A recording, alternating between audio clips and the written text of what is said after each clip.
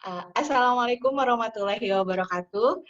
Hai teman-teman semuanya, apa kabar? Semoga semuanya selalu dalam keadaan yang sehat dan jangan lupa harus tetap bersemangat. Nah, kita berada di sini hari ini akan melakukan sharing bersama, tentunya tentang sebuah tema yang cukup menarik dan sekarang itu menurut saya sedang in juga di Indonesia ini, sedang populer di Indonesia, tidak hanya di remaja, anak-anak, bahkan mungkin untuk saat ini ibu-ibu pun sudah mulai menyukainya sepertinya.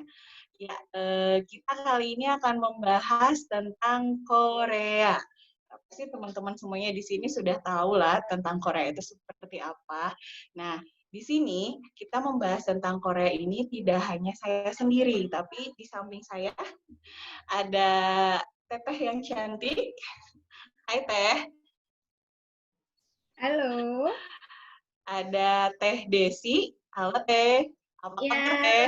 Ulan. Alhamdulillah baik. Sehat ya Teh ya? Sehat-sehat. Jasmani, rohani, alhamdulillah masih sehat. Alhamdulillah. Tentunya harus tetap semangat juga kan ya Teh ya? Iya, Beberapa bulan ini. betul-betul. Iya, seperti yang tadi saya sampaikan, kita hari ini akan sharing mungkin ya Teh ya, tentang Korea. Tapi mungkin kalau kita bahas Korea secara seluruhnya, pasti panjang banget ya Teh, nggak mungkin butuh waktu berjam-jam kayaknya ngebahas masalah tentang Korea-Korea ini ya. Iya, iya, betul-betul. Mungkin kita batasi tema kali ini terkait lebih ke mengenal budaya dan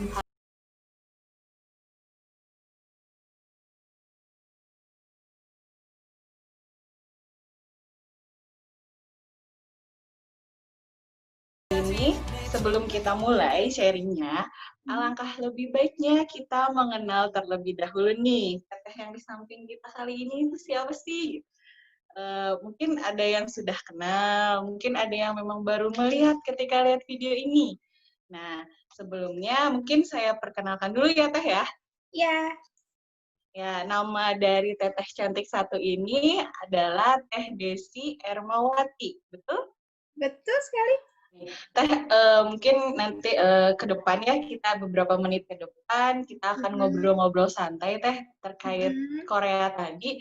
Ya. Tapi sebelum masuk ke beberapa pertanyaan inti, ada yang mau saya tanyakan dan sebenarnya dari kemarin-kemarin ya Teh saya nanya, saya baca riwayat pendidikan Teteh itu loh, Iya, pendidikan bahasa Inggris. Inggris. Tapi pas ya itu terus tiba-tiba Korea dan fasih dalam berbahasa Korea. Wah, kok bisa sih Teh gitu?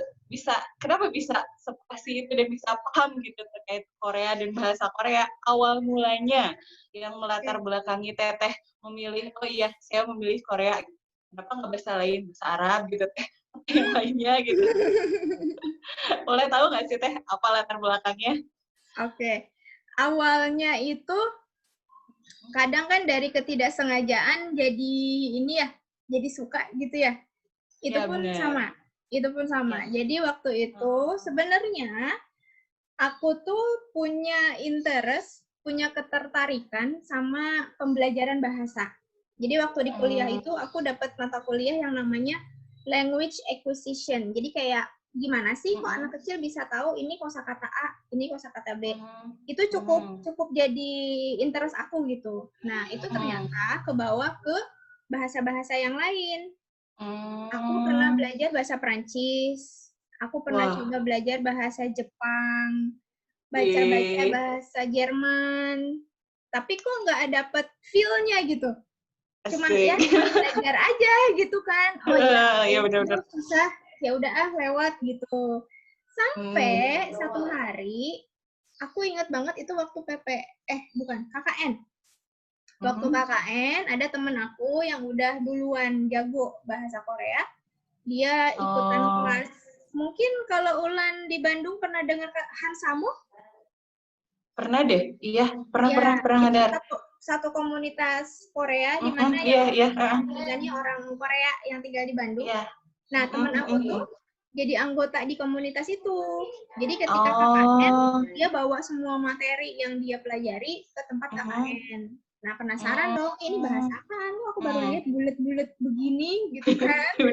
Iya kan, Bener bulat-bulat banget, di bahasa bener-bener. Korea kan, gitu kan. Ini apaan gitu. Tulisannya itu ya. Tulisannya. Nah, yang lebih menarik lagi apa? Ketika dia belajar, itu di laptopnya dia lagi muterin MV-nya Big Bang apa Suju gitu. Wih, Nah, kan lebih opa-opa aja sih yang di situ. opa lah gitu ya, aja sih rasa opa lah gitu ya. Iya, betul. Terus aku lihat, ini ngapain cowok-cowok nari-nari begini, gitu kan? Oh, iya benar. Cantiknya mereka dibanding aku, ya Allah itu kulitnya putih banget, gitu kan? Itu yang, ngapain sih, ini siapa, gitu. Nah, dari ketidaksengajaan itu, aku nyari tahu, ini negara Korea Selatan, sampai benar-benar nyari tahu loh bedanya tuh Korea Utara sama Korea Selatan gimana, bahasanya kayak apa. Saking ininya gitu. Sampailah belajar bahasanya dari situ, minta bantuan temanku juga. Mungkin ini karena Opa Big Bang sama Opa Suju kali ya, karena gitu saya juga nggak tahu. Opa Suju kayaknya lebih berpengaruh, banyak soalnya itu. Betul ya, ada dulu tuh 13 kan, sebelum sekarang berapa gitu kan, banyak. Jadi berkurang. Itu tahun berapa sih Teh? Waktu Teteh awal-awal yang KKN itu? Agustus 2009. Nah, kan 2009, berarti sudah hampir 11 tahun ya sampai sekarang. Dari ketidaksengajaan akhirnya bisa mendalami, jadi hebat kayak gini sekarang. Nah, Teh, kan tadi di 2009 ya mulainya.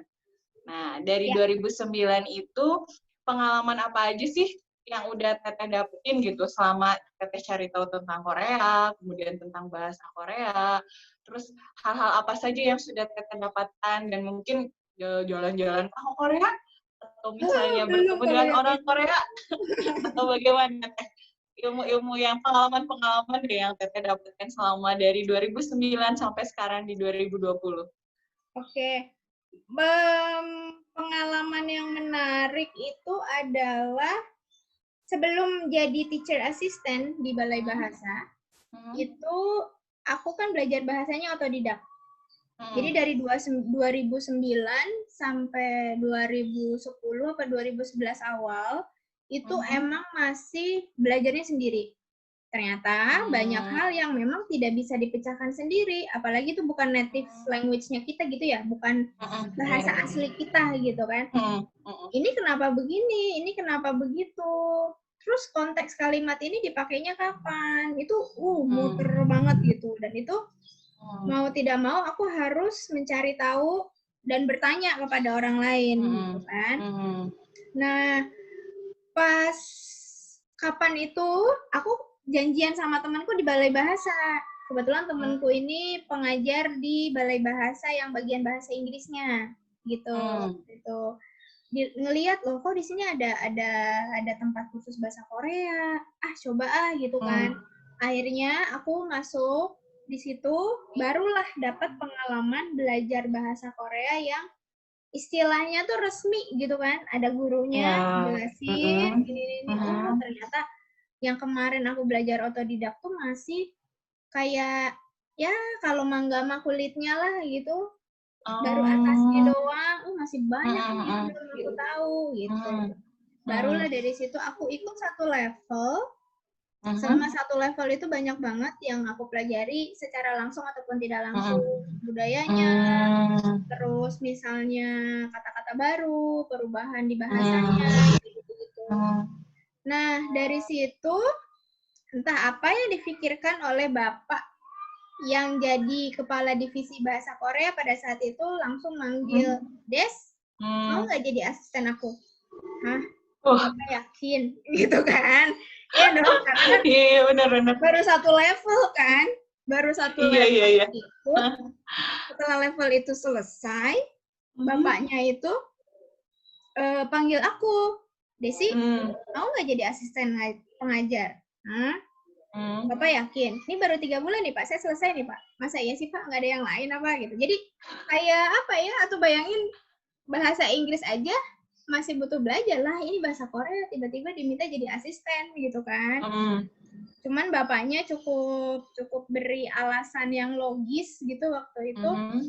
Dan akhirnya ya udah dapatlah satu kelas. Nah, pengalaman baru lagi kan. Wah, gimana caranya ngajarin bahasa Korea gitu kan. Penyampaiannya Teh. Betul. Dulu kan ya paham nggak paham buat diri sendiri. Benar. Harus coba buat diri sendiri paham. Orang lain juga. Orang lain harus paham gitu kan. Walaupun aku dapet cara mengajar yang baru juga, metode, media, kayak gitu-gitu. Terus pengalaman lagi apa ya? Kenalan sama orang Korea juga pernah, ngedatengin orang Korea. Ya, opa ganteng. Kalau buat aku dia adik kelas, dongseng gitu, dia lebih muda dari aku. Aku belum dapet opa.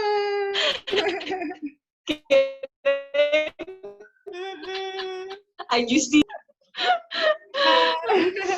Jadi ngedatengin guest speaker Korea ke sekolah juga pernah, sekolah yang sekarang. Itu di tahun berapa itu ya? 2017, 2018. Masih baru dong, masih baru-baru ini ya. Betul. Kalau Ulan tahu Bandung Opa? Tahu, ya. Saya suka nonton YouTube.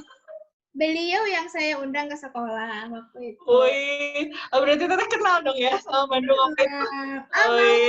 Private chat? Boleh lah. Boleh lah, Teh. Ya. Nanti. Itu teman Korea pertama yang aku ketemu secara langsung, interaksi, aku aplikasiin semua yang aku dapat di kelas secara otodidak, itu pakai bahasa Korea. Dan Bandung Opa itu bahasa Indonesianya keren banget. Sekarang sampai punya channel YouTube-nya sendiri. Itu aku nonton dari awal yang dia dari nggak punya, sekarang sampai udah subscribernya berapa gitu kan. Gitu, wah, bahasa Indonesianya luar biasa. Dan dia bisa ngadepin audiens anak-anak. Karena waktu itu aku undangnya untuk anak-anak SD. Wah. Gitu. Seru banget ya, Teh ya. Maksudnya pengalaman-pengalamannya, terus bisa ketemu dengan orang Korea langsung. Kalau aku sih ya, kalau ketemu kayaknya langsung kelagapan, langsung nervous, nggak jelas. Mau ngomong apa yang udah disiapin sebelumnya, terus tiba-tiba ketemu langsung, aku mau ngomong apa ini? Kayak gitu sih kalau misalnya langsung gitu kan. Karena ya, kan hanya tahu bahasa Korea juga ya dari drama aja Teh, dari drama, dari K-pop gitu kan. Jadi emang nggak kayak Teh yang memang sudah punya pengalaman sampai benar-benar belajar, kemudian jadi teacher assistant juga, bahasa Korea lagi, belum tulisannya yang menurut saya itu apa gitu, kalimat-kalimatnya gitu kan. Pengucapannya juga kayaknya lumayan susah juga ya kalau bahasa Korea gitu dibandingkan dengan bahasa Inggris ya. Betul. Terus Teh, kan sekarang nih, tadi kan saya bilang kalau misalnya Korea ini lagi hits banget nih di Indonesia gitu kan. Nah, menurut pendapat pribadi Teteh, hal apa sih yang bikin Korea itu bisa sepopuler sekarang gitu? Dulu kan setahu aku ya Korea itu nggak terlalu populer lah ya, masih ya biasa-biasa aja kayak negara lain. Terus sekarang cepet banget sampai akhirnya bisa sampai ibu-ibu ngomongin drama Korea kayak gitu. Wow gitu kan, berarti kan keren banget tuh. Nah, menurut Teteh, apa sih yang bisa ngebuat si Korea ini tuh sampai sepopuler ini di Indonesia gitu? Kalau dari sudut pandang serius banget gitu ya. Oh boleh, serius dulu banget nih ya. Santai. Kalau dari sudut pandang serius banget itu, kalau aku lihat, kalau aku perhatikan, budaya Korea sama budaya orang Indonesia itu hampir sama. Mau itu orang Indonesianya orang Sunda, orang Jawa, orang Batak gitu. In general, secara garis besar itu kita punya budaya dasar yang sama. Misal orang Indonesia kalau ketemu yang muda ke yang tua pasti salim. Iya, betul. Ya kan selalu dibiasakan, ayo salim dulu nenek, misalnya gitu kan. Di Korea pun begitu. Dengan cara apa? Oh iya, nunduk kayak gitu ya. Iya, betul. Itu salah satu menunjukkan respect kita sama orang yang kita temui. Kemudian budaya yang lain misalnya Kalau di Indonesia kan kita selalu ini ya, mendahulukan orang tua. Misalnya kita lagi di tempat umum atau misalnya lagi makan lah gitu. Kalau lagi makan kita kan pasti melayaninya orang tua yang terlebih dahulu gitu. Iya, betul. Di Korea betul. pun sama. Oh. Di Korea juga begitu. Jadi kalau kita dapat undangan nih, kan kalau di Korea itu banyak orang Korea yang sudah dewasa, apalagi yang sudah bekerja, itu memilih untuk hidup sendiri. Jadi kadang dia pulang ke rumah orang tuanya itu misalnya ketika Chuseok. Chuseok itu adalah tahun baru. Tahun baru. Oh, tapi versi Korea gitu. Thanksgiving-nya Korea. Oh. Thanksgiving-nya Korea. Jadi mereka akan pulang gitu. Mereka akan pulang ke rumah orang tuanya.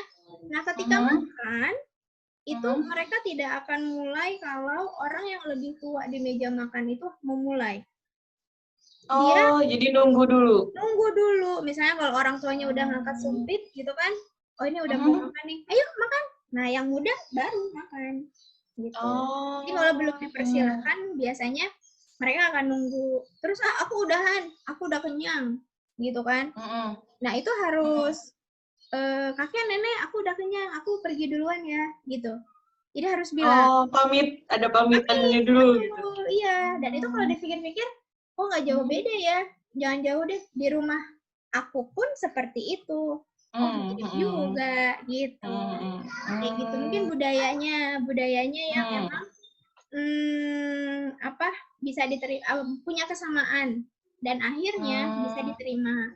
Setelah diterima kan orang banyak pengen tahu gitu kan, rasa ingin tahunya lebih besar lagi.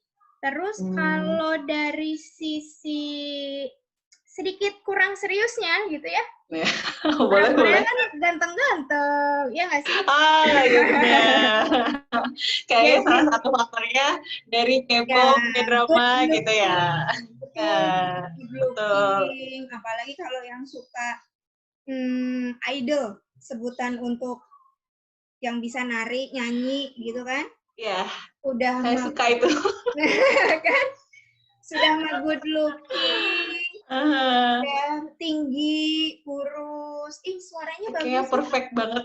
Nah, itu perfect banget, kayak nggak ada celahnya ya. Itu yang buat mungkin booming banget di Indonesia, karena kan di Indonesia juga dulu pernah boy band itu kan pernah booming juga kan, zamannya Westlife misalnya. Oh iya, zamannya kayak SD itu. Backstreet Boys. Tapi kan Backstreet Boys.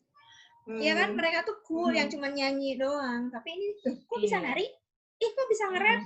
Jadi ada hal bedanya gitu. Itu yang bikin booming juga.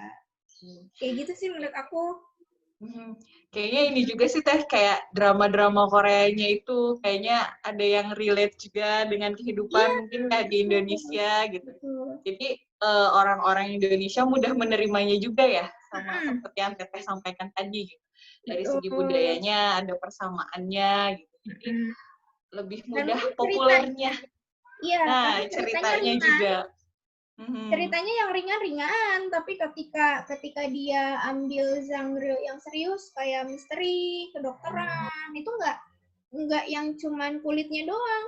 Aktornya juga harus belajar cara pegang alat operasi, harus tahu gestur kalau lagi mengoperasi, itu mereka latihan gitu. Dan mungkin itu yang bikin kita yang wah keren banget ya sampai segitunya ya gitu. Jadi akhirnya nonton lagi dari mulut ke mulut, jadinya booming deh gitu. Iya, benar juga sih Teh, kalau banyak hal yang sama akan mudah diterima jadinya ya sama masyarakat di Indonesia. Indonesia itu kan senang drama-drama, mendramakan sesuatu. Mendramakan diri sendiri juga mungkin begitu ya.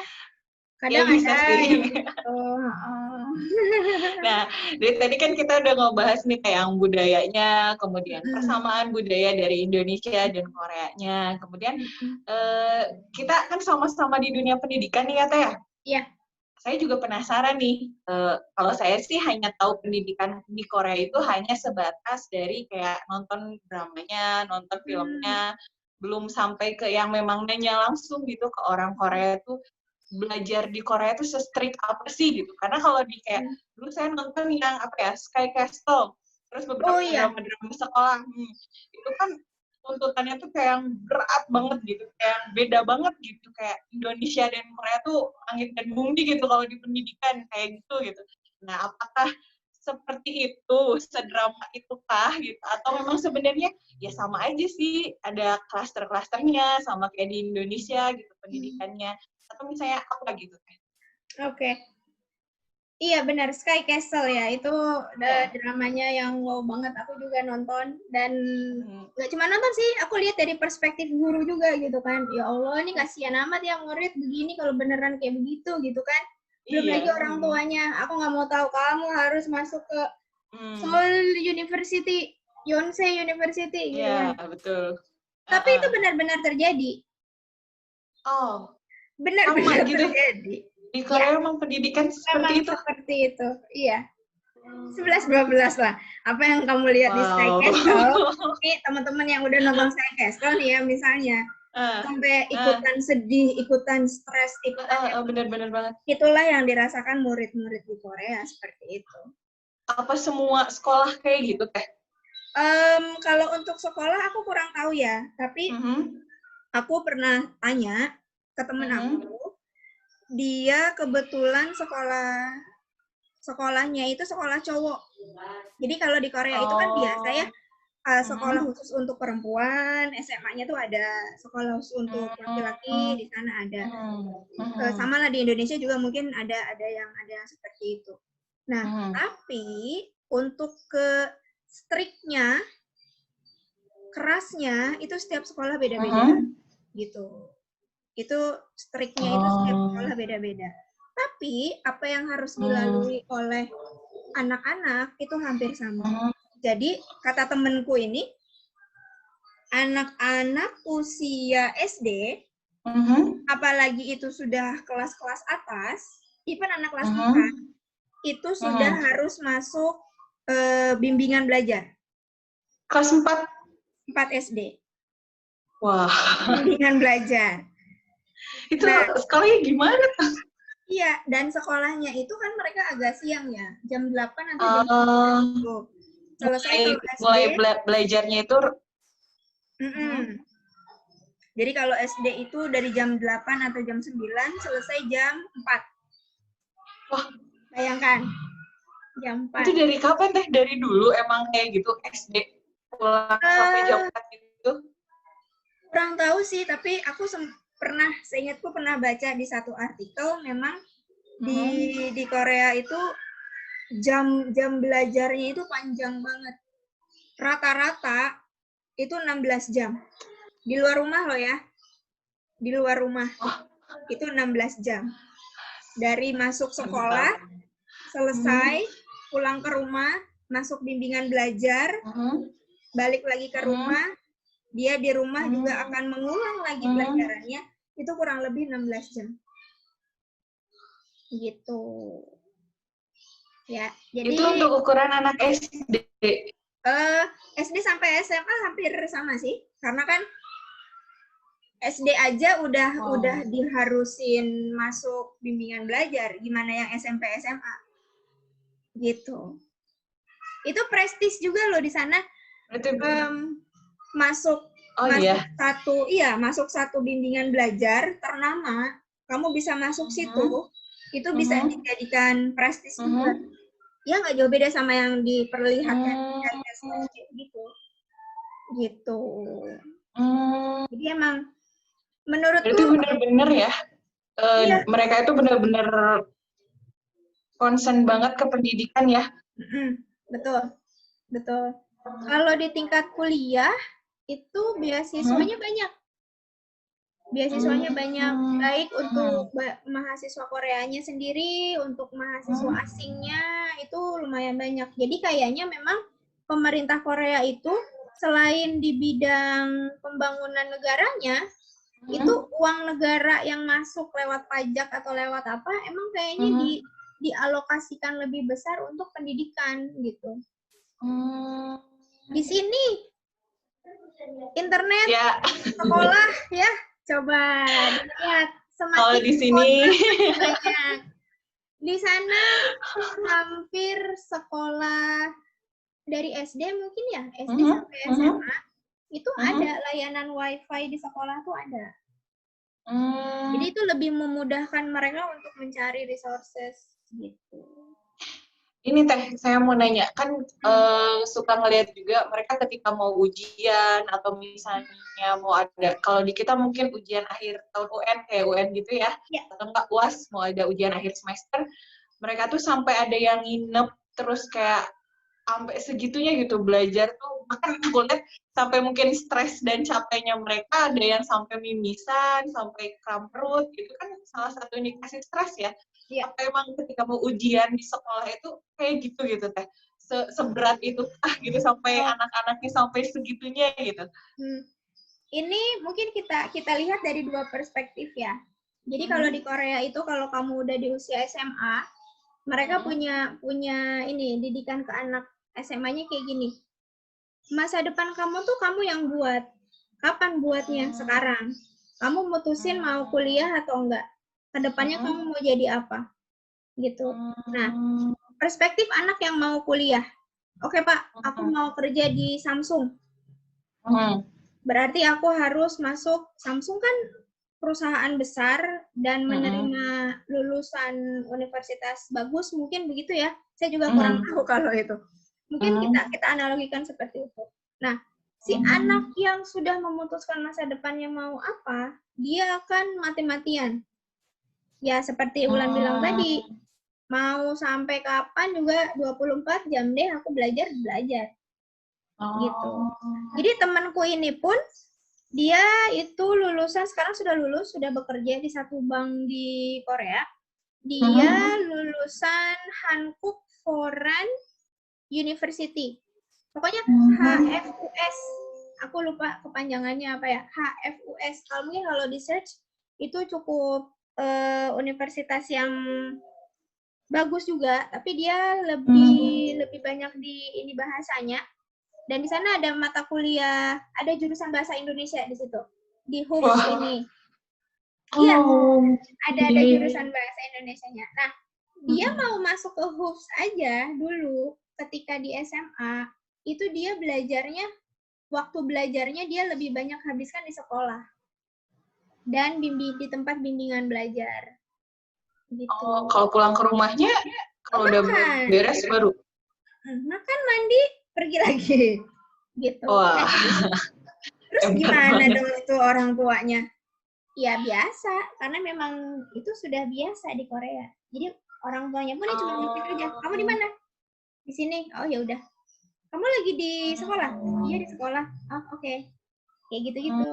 hmm, Itu pantes mati-matian. ya, eh, apa ya, kemajuannya itu cepat banget gitu, pesat banget, Betul. negaranya itu cepat banget dari industrinya yang aku lihat gitu ya, karena kan aku penikmat gitu ya, penikmat Hmm. industri entertainment terutama di Korea Betul, gitu. betul, betul. Itu dari awal saya suka, dari zaman-zaman ya masih SD kelas 6 sampai SMP, itu kan belum terlalu secanggih itu gitu film-filmnya, drama-dramanya, terus kayak teknologinya gitu belum secanggih Hmm. itu. Terus saya ikutin terus makin sini, wah ini gila cepet banget gitu sampai banyak juga bahkan orang dari pendidikannya juga gitu Teh yang aku lihat Iya. orang-orang Korea semakin banyak gitu yang datang ke berbagai negara, mereka untuk hanya ingin tahu budayanya saja misalnya, atau yang tadi Teteh sebutkan gitu kan, yang emang dari Korea jauh-jauh datang ke Indonesia, dia ingin bisa bahasa Indonesia, kemudian dia pada akhirnya dia lebih bisa mungkin dari orang Indonesianya gitu, Ya, betul, terkait betul, cara betul. pemahaman dan yang lainnya gitu. Hmm. Ternyata memang modal awalnya lumayan berat juga ya, Iya. perjuangan mereka dari umur mereka masuk sekolah sampai mungkin mereka mau masuk universitas itu pun seberat itu gitu. Mm-mm. Kan perbandingannya beda ya sama ya Iya. mungkin di kita juga ada sih pastinya ya. Mm-mm. Ya semuanya yang memang santai gitu, Mm-mm. leha-leha gitu. Tapi pasti ada juga yang seperti itu. Cuman kayaknya kalau di Korea hampir 90% mungkin ya Teh yang seperti itu, yang emang Mm. bener-bener ke kita tuh targetnya tuh harus benar-benar bisa sesuai gitu, harus harus lulus Ya. di sini, harus bisa masuk universitas ini, kerja seperti itu gitu, kerja harus dapat yang lebih layak gitu. Kalau di Iya, kita kan betul. mungkin dari segi persentasenya di bawah dari 90% itu mungkin ya Teh ya? Iya, mungkin ya. Karena memang itu efek dari biaya hidup juga mungkin ya. Biaya hidup di Korea kan memang cukup tinggi. Jadi kalau memang kamu mau menikmati fasilitas yang bagus, misalnya di sana kan jarang sekali pemukiman kayak di kita. Kita kan pemukiman rumah sendiri, tanah sendiri gitu kan. Iya, Nah, iya, itu di benar. sana kebanyakan orangnya tinggal di apartemen.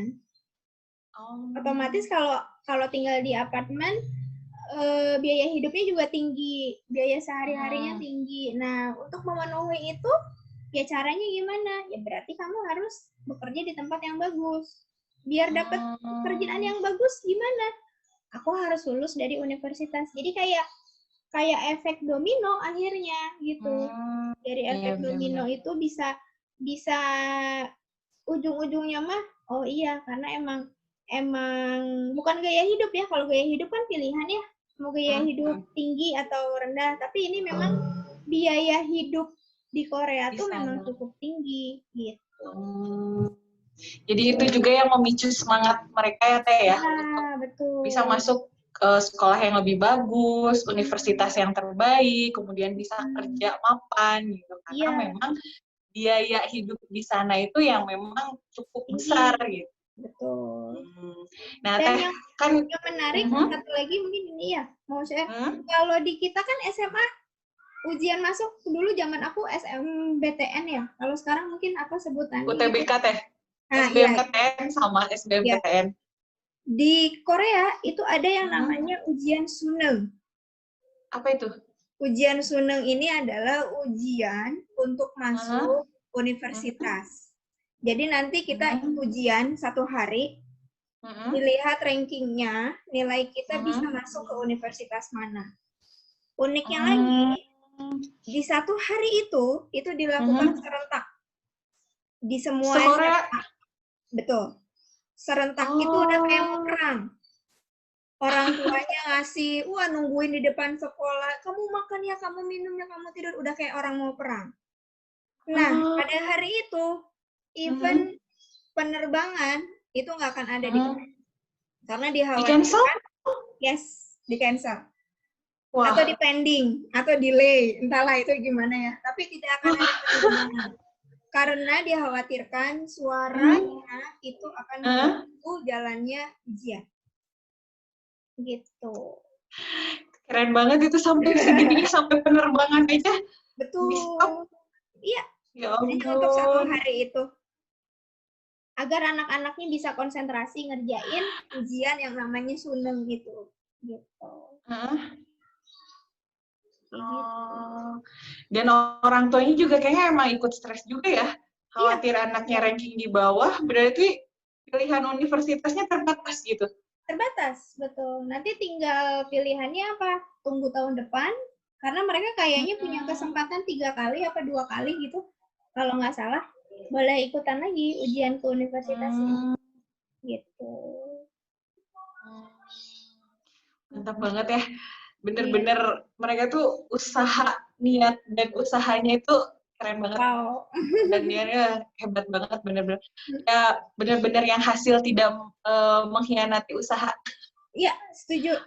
Setuju. Usaha mereka tuh bener-bener sekuat itu sampai begadang dan yang lainnya, dan akhirnya hasilnya juga pasti akan baik gitu, dan pasti akan bagus. Nah, tadi kan ngobrolin pendidikan yang di Korea yang ini banget ya, maksudnya strict banget, terus persiapannya dari segala halnya emang sampai mendukung banget di pendidikan. Nah, hal kayak artis-artis yang populer gitu, apa mereka juga apa sekolah tinggi juga, atau misalnya mereka hanya sebatas oh ya sudah saya mungkin ada homeschooling kah atau bagaimana gitu, untuk ya orang sepopuler di Korea itu kan pasti sibuk banget tuh ya artis-artis itu gimana tuh pendidikannya Teh? Setahu aku sih, karena kebetulan temanku juga orang biasa gitu ya, jadi aku ini dapat informasinya baca-baca aja gitu, baca-baca terus nonton apa variety show atau talk show-nya Iya. di program Korea gitu. Mereka walaupun mereka artis, banyak kok artis yang kita kenal itu mereka misalnya lulus dari universitas yang prestisius. Jadi kalau di Korea itu ada sebutan 3, the best 3 university itu SKY. S-nya Seoul University. K-nya itu adalah Korea University atau Goryeo University. Y-nya itu Yonsei. Jadi ketiga ini kalau kamu lulus dari salah satunya, udah kamu mau kerja di mana? Jadi malah perusahaan yang ayo nak sini gitu. Nah, yang ambil ya. Betul, banyak juga artis yang lulusan dari universitas itu atau universitas lain yang memang bagus dengan jurusan yang relate ke pekerjaannya mereka. Gitu. Kayak teater kah atau broadcasting kah. Itu banyak kok. Contoh misal yang aku tahu itu Lee Sang Yoon, tahu? Lee Sang Yoon yang sekarang mungkin yang baru tuh main film VIP sama Jang Nara. Oh iya. Yang cowoknya yang selingkuh. Itu namanya Lee Sang Yoon. Beliau itu lulusan dari SNU, Seoul National University. Gitu. Ada lagi. Hebat, itu gimana ya? Iya, padahal yang nggak tahu ya. Tahu Kim Tae-hee. Kim Tae-hee juga sama, satu alma mater sama Lee Sang Yoon. Gitu. Banyak kok. Im Yuna itu dari Dongguk University. Dongguk University, Sohyun SNSD juga Dongguk University, Lee Seung-gi juga itu dari Dongguk. Kemudian Song Joong-ki, mantannya Song Hye-kyo, itu dia lulusan terbaik dari Song Kyung-kwan University. Banyak idol juga banyak yang masuk. Hyohyun Super Junior ya kan? Itu dia sampai S2 malah. Dia sampai S2 di Kyunghee University. Gitu. Berarti emang bener ya, pendidikan di Korea itu memang diutamakan gitu. Diutamakan. Meskipun kayak idol-idol, mereka sesibuk apapun masih mengutamakan pendidikan gitu. Karena itu modal utama mereka gitu kan ya, tidak hanya dari tampang, yang ganteng, terus yang cantik, wajahnya, kemudian postur tubuhnya, tapi mereka juga cerdas. Cerdas, betul, cerdas. Nah, tadi kan Tere ngebahas nih tentang Korea, sekolah tinggi di Korea, terus gimana sih belajar di sana. Nah, saya juga mulai kayak, seru nih gitu kan Korea itu untuk mungkin kayaknya biar kita lebih semangat lagi dalam belajarnya. Nah, hal apa sih yang misalnya kita sebagai orang awam nih, orang Indonesia, yang misalnya belum tahu Korea itu seperti apa, terus bagaimana kehidupan di Korea, di pendidikannya, atau yang lainnya, hal apa yang harus kita persiapkan untuk kita ketika misalnya suatu saat kita, amin nih, alhamdulillahnya misalnya bisa datang ke Korea, entah itu mungkin nanti sebagai turista, atau mungkin summer camp misalnya di Korea, atau lebih rezekinya lagi, lebih alhamdulillahnya lagi kalau kita bisa lanjut studi, misalnya sekolah di sana, lanjut S2 atau misalnya kita ikut course apa gitu. Kira-kira yang harus dipersiapkan oleh kitanya itu apa sih Teh? Selain mental mungkin ya Teh ya? Yang pertama mungkin kita harus kenal dulu, cari tahu dulu. Kan tak kenal maka tak sayang ya, gimana mau get along gitu kalau nggak sayang gitu kan istilahnya kayak begitu. Jadi kalau memang ada pikiran, ada rencana mau ke Korea, alangkah baiknya kenali dulu tentang satu mungkin negara Korea itu gimana, karakteristik orangnya, kenapa harus dipelajari, kita kan akan berinteraksi di sana. Kita akan melalui keseharian yang memang orang Korea lakukan gitu. Seperti itu. Jadi kenali dulu karakteristiknya. Mungkin untuk mengenal gimana caranya. Cari teman Korea. Nah, kalau cari teman Korea apa? Pelajari dulu bahasanya. Karena, iya sih bener. ya kan? Karena yang aku tahu itu orang Korea itu tipikal orang yang memberikan apresiasinya itu mudah sekali. Oh. Tapi mengungkapkan rasa tidak sukanya pun mudah sekali. Oh. Gitu.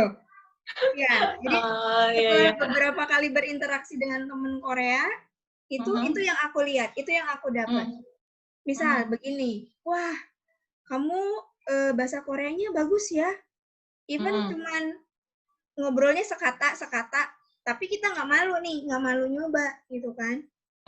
Itu mereka akan sangat mengapresiasi. Dan itu tidak akan, pertemanannya tuh nggak akan putus di tengah jalan gitu. Pasti masih sampai sekarang gitu. Aku punya pengalaman kenalan sama teman. Aku nggak kenal sama sekali, kita macam penpel gitulah. Datang ke Indonesia, dia cari tempat wisata di Indonesia untuk dia tampilin di YouTube-nya. Dia nggak nyangka kalau aku bisa bahasa Korea. Itu perbedaannya berasa banget. Ketika aku bilang, maaf ya, aku lebih nyaman pakai bahasa Inggris, jadi kita komunikasinya bahasa Inggris aja, nggak apa-apa. Oh iya, nggak apa-apa. Itu dia, jadi kayak ada jarak aja gitu. Kelihatan kan ya kalau kita berinteraksi ya. Ketika bertemu langsung, aku ngomongnya pakai bahasa Korea, menjelaskan pakai bahasa Korea, berubah drastis, lebih friendly. Berubah banget. Gitu. Jadi, mungkin itu stepnya, cari tahu dulu tentang Koreanya bagaimana. Kalau mau studi ya mungkin tentang universitasnya, tentang pendaftarannya, karena tiap universitas tahu aku beda-beda inian pendaftarannya, sama lah kayak di Indonesia gitu. Terus pelajari karakteristik orangnya bagaimana, ya karena mereka belajar dari dulu, itu kan pasti lebih internal ya hubungannya ya sama diri sendiri gitu kan. Itu sama orang luar tuh kayaknya nggak semudah yang kita bayangkan. Dan yang terakhir, biar bisa dekat, kita tahu belajar bahasanya deh. Walaupun kuliah di Korea, even kamu dapat beasiswa, kamu nggak bisa bahasa Korea pun nggak apa-apa sebenarnya. Karena di sana akan diberi kesempatan belajar bahasa Korea 1 tahun. Gitu. Jadi sebelum kamu menentukan jurusan, 1 tahun di Korea itu akan diberikan fasilitas untuk belajar bahasa Korea. Gitu. Oke, berarti tadi yang pertama mungkin kita harus kenal dulu ya Korea itu seperti apa, mungkin kan. Terus kenal dengan orang Korea juga mungkin ya. Jadi kita bisa nanya-nanya kebudayaannya, persiapan-persiapan yang harus kita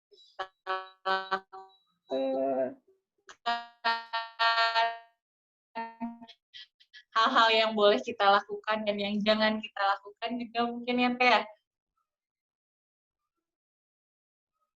Yang memang kita harus benar-benar paham. Karena kan bahasa adalah salah satu alat untuk komunikasi kita. Kalau misalnya kita bisa bahasanya cuma sedikit-sedikit, mungkin kita juga bingung penyampaian kita mau apa nanti akhirnya jadinya salah arti gitu kan ya Teh ya. Iya. Nah, kalau ini kan berarti bahasa, otomatis kita harus bisa sedikit demi sedikit lah mempelajari bahasa Korea.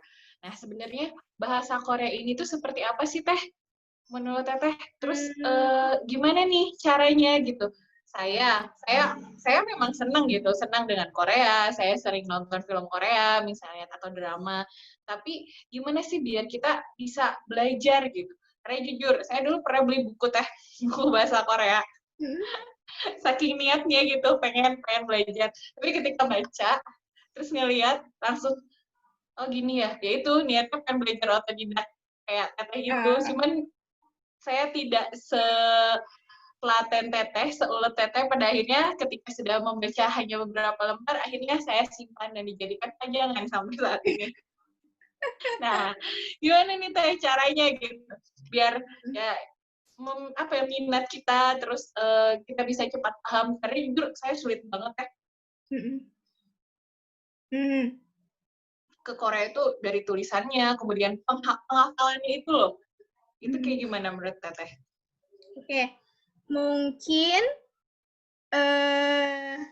menurutku yang pertama harus diyakinkan itu adalah mindset kita.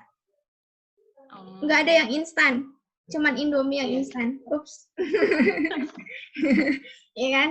Nggak ada yang instan. Gitu. Jadi mindsetnya dulu. Aduh, cara yang mudah kayak apa sih? Cara yang gampang gimana sih? Kalau mindset kita pengennya instan, besok harus bisa ngomong Chasjijus bahasa Korea, nggak bisa. Karena butuh proses. Nah, si prosesnya kita nikmatin. Susah, ya udah nikmatin susahnya. Kok nggak hafal-hafal ya? Nikmatin ketika nggak hafalnya. Karena ketika sudah hafal, itu jadi salah satu nikmat yang, oh iya ya, keren juga aku waktu itu ya, gitu. Jadi kalau menurut aku, mindsetnya dulu. Setelah mindset, tujuannya kamu belajar bahasa Korea apa? Biar keren aja, biar kece gitu, kekinian. Nggak apa-apa. Ya kan, ada yang begitu ya, tidak apa-apa. Yang penting selama punya tujuan. Atau, enggak, iseng-iseng aja. Jangan iseng-iseng. Karena apa?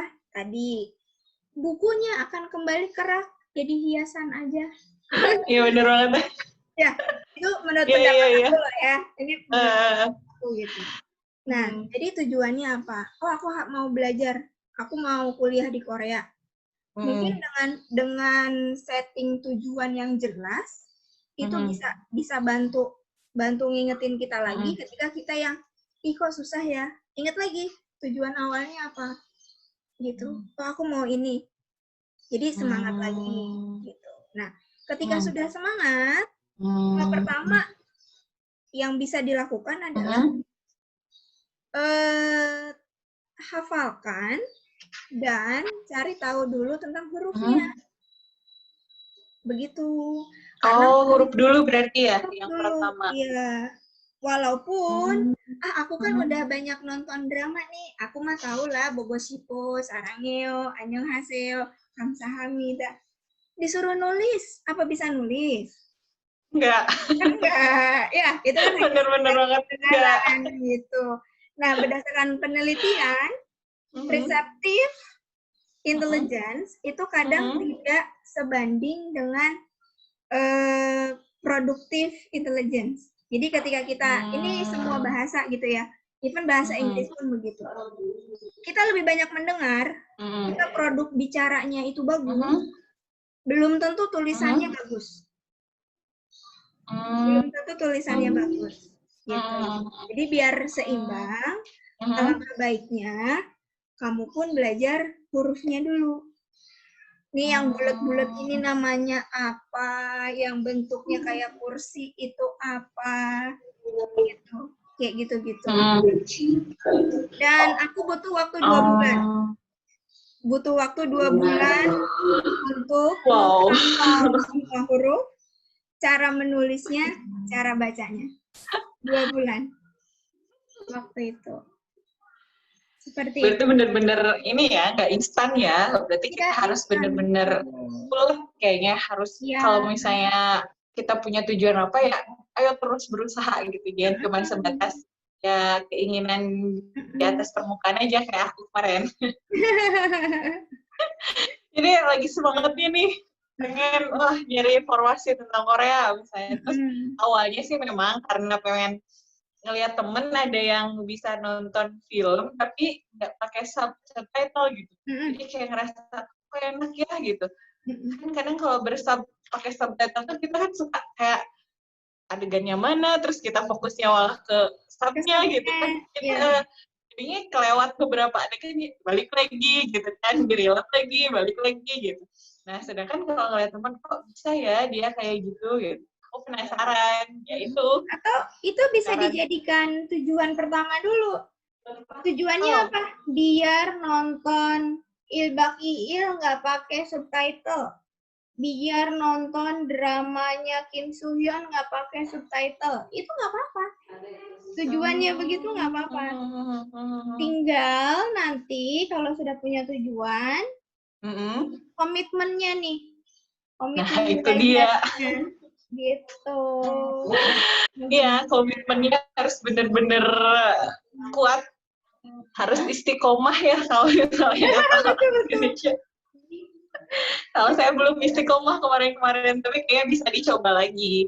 Karena kan nggak ada batasan ya kita untuk belajar gitu kan. Terus untuk bahasa Korea sendiri ini nih, apakah memang kita harus ikut bimbel atau misalnya kita les atau hanya sebatas kayak tadi misalnya kata Teteh otodidak, terus misalnya ternyata ketemu sama orang Korea atau orang Indonesia yang jago berbahasa Korea, atau memang sebenarnya kamu tuh harus ada guru yang mengajarkan gitu, karena tidak bisa semudah itu kita belajarnya gitu.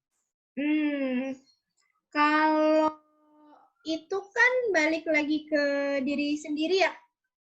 Aku tipikal orang yang bisa belajar sendiri atau enggak. Aku kebetulan aja yang aku nggak suka kalau aku penasaran. Aku nggak suka kalau aku tuh nggak tahu, orang lain tahu, aku nggak suka. Jadi aku akan cari tahu, aku akan belajar. Kebetulan juga waktunya ada. Waktu untuk belajar sendirinya ada. Oh ya sudah, dilakukan. Seperti itu. Nah, tapi kalau misalnya kamu tipikal pembelajar yang, aduh kayaknya aku nggak bisa belajar sendiri. Aku harus ada teman diskusi. Aku harus ngelihat orang sebagai role model. Sebaiknya sih masuk les.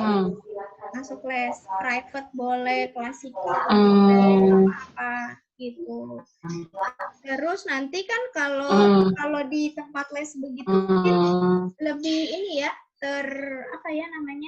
terstruktur dari yang termudah ke yang menantangnya itu kan mungkin sudah diatur gitu kan kalau di kan. Jadi kamu bisa tinggal ikutin itu aja gitu. Tinggal ikutin gitu. Jadi sebenarnya balik lagi sih komitmen kita belajar itu gimana. Kadang aku punya pengalaman punya murid waktu di balai bahasa, dia ikut-ikutan karena temennya les, aku juga ikutan gitu. Jadi aku pun nggak paham, lah kamu kalau ikutan ngapain di sini? Kan kamu bisa pakai waktu kamu buat hal yang lebih bermanfaat buat kamu. Ngapain ikut-ikut sama teman? Gitu kan ya? Iya benar. Sempet nanya kayak gitu. Aku bingung, aku nggak tahu gitu. Hasilnya apa? Dia hanya masuk 2 minggu apa 3 minggu pertama gitu. Ke belakangnya dia nggak pernah masuk.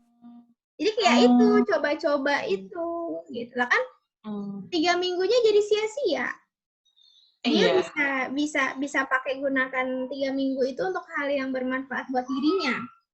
Kalau dia tahu gitu ya, dia tahu mau ngapain gitu. Jadi kayak gitu sih di ini aja, dan komitmen, beneran komitmen. Punya target, aku harus baca dalam waktu segini. Aku bisa bikin kalimat waktunya segini. Kalau metode mah kita kan beda-beda ya. Every student has unique way to learn gitu kan. Setiap anak, setiap diri kita nih punya betul sekali. Punya unik sendiri gitu, dan itu kita yang tahu sebenarnya. Iya. Tadi menarik banget sih, benar, komitmen, terus bagaimana usaha kita untuk mencapai tujuan yang kita inginkan. Misalnya untuk bisa bahasa Korea, berarti usahanya harus seperti apa, terus gimana komitmen kita terhadap target kita, gitu kan ya.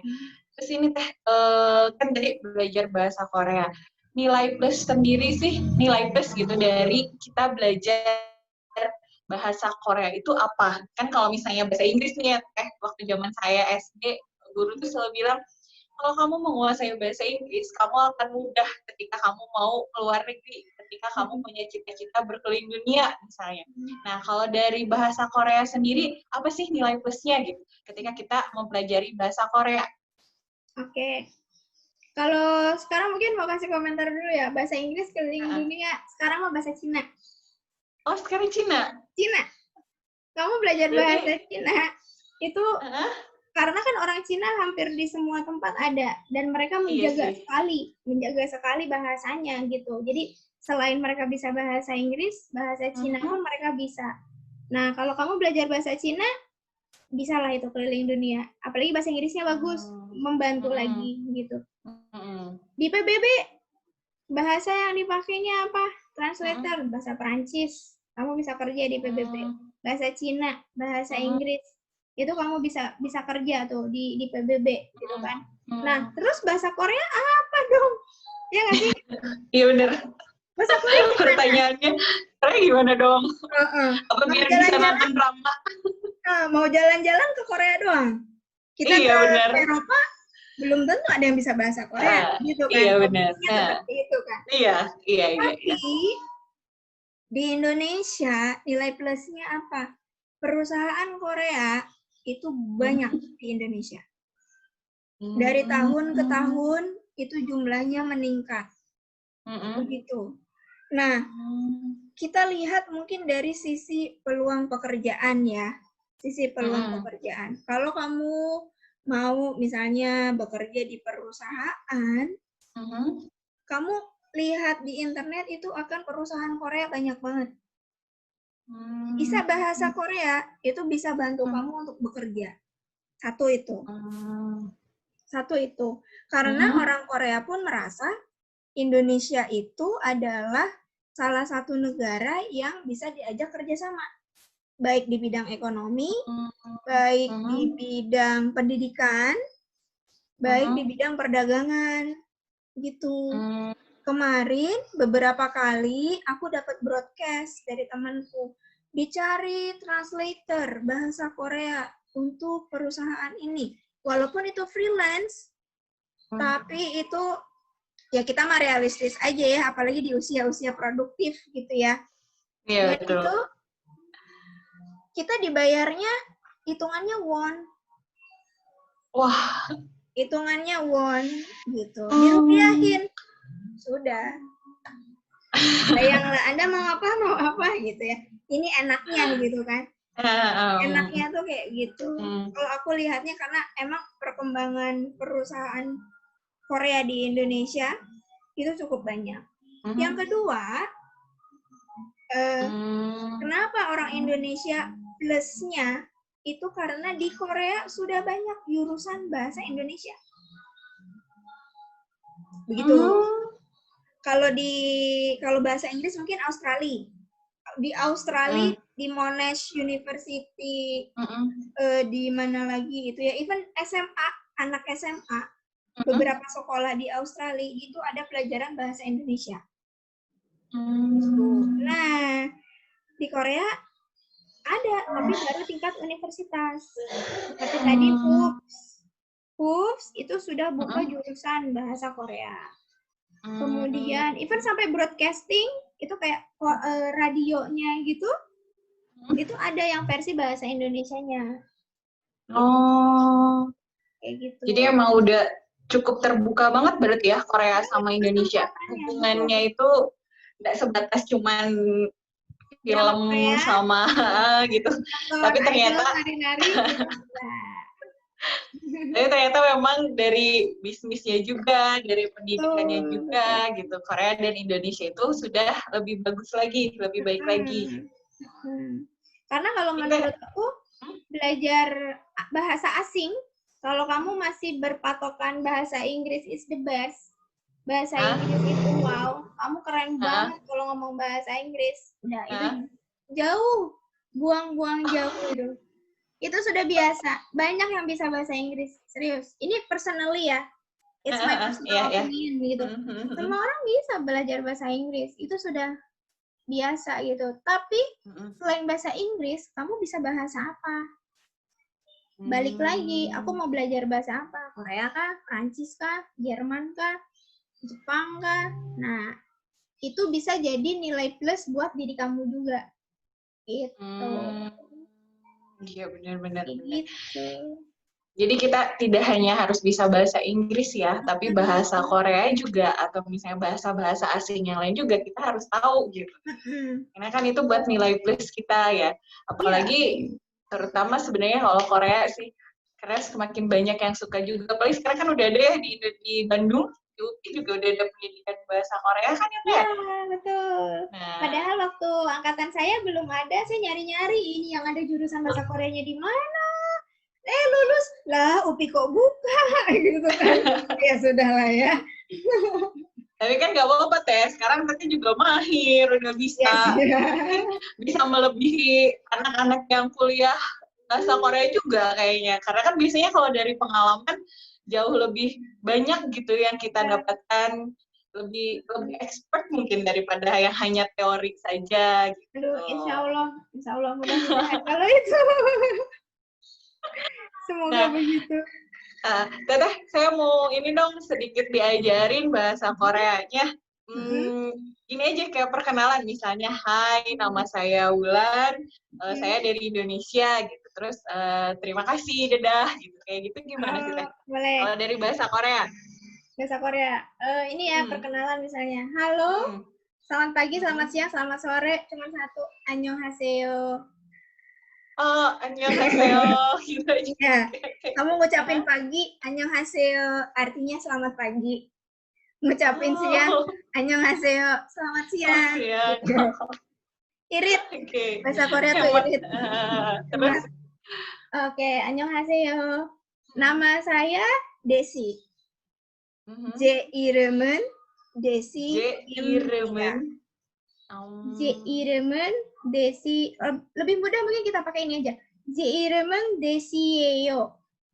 Desiyeyo. Itu bedanya tadi kan ada Desimida. Terus Imida. Itu bahasa formal informal atau gimana sih? Betul. Dalam bahasa Korea dengan bahasa Sunda memiliki kemiripan. Oh iya. Yes. Apa tuh? Di bahasa Sunda mungkin mengenal kata unduk basa.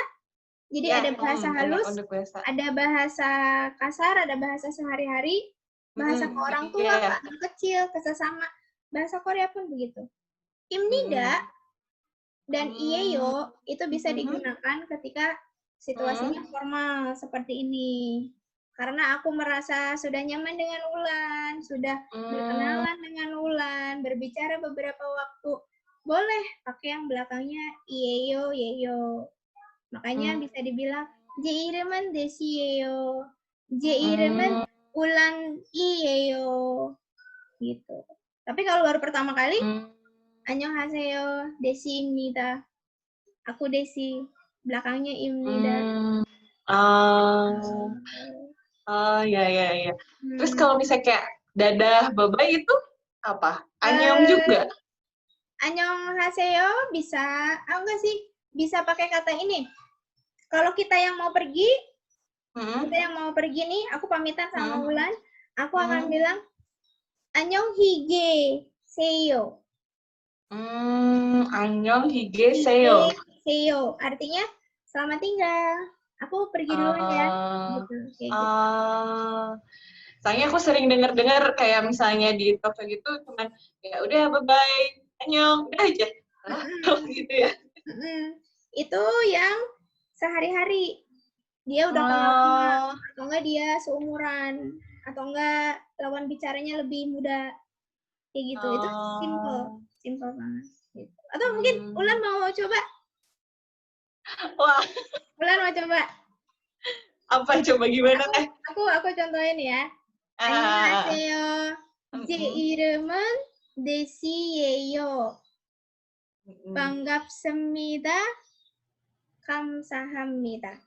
Halo, namaku Desi. Senang berkenalan dengan kamu. Terima kasih. Oke, coba ya.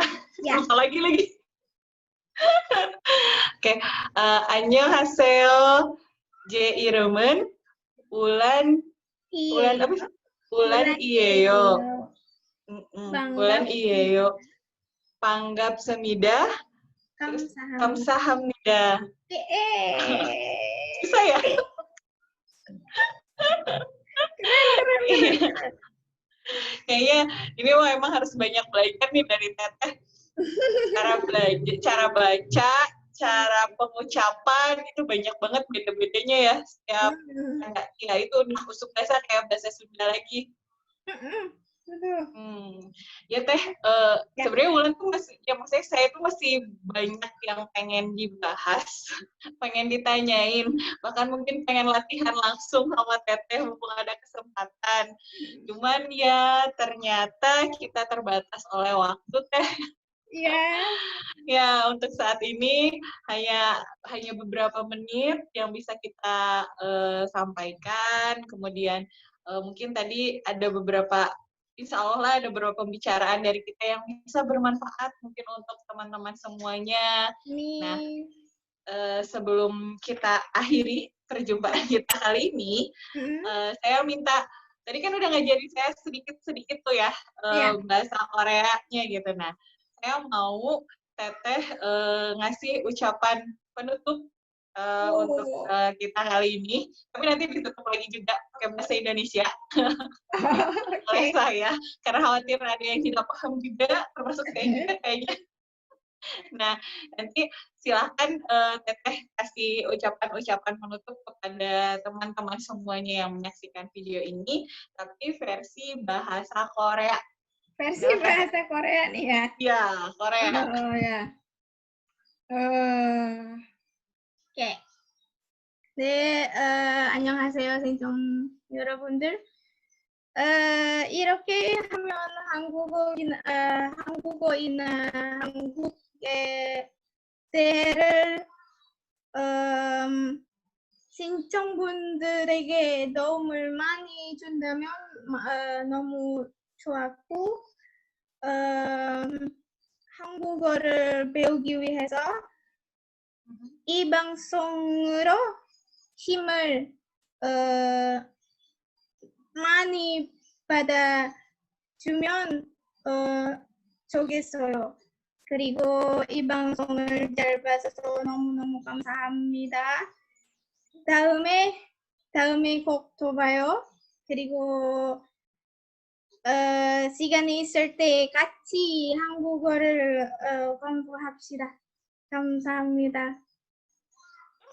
Itu berarti yang saya tahu cuma annyeonghaseyo sama kamsahamnidanya. Itu apa artinya? Kurang lebih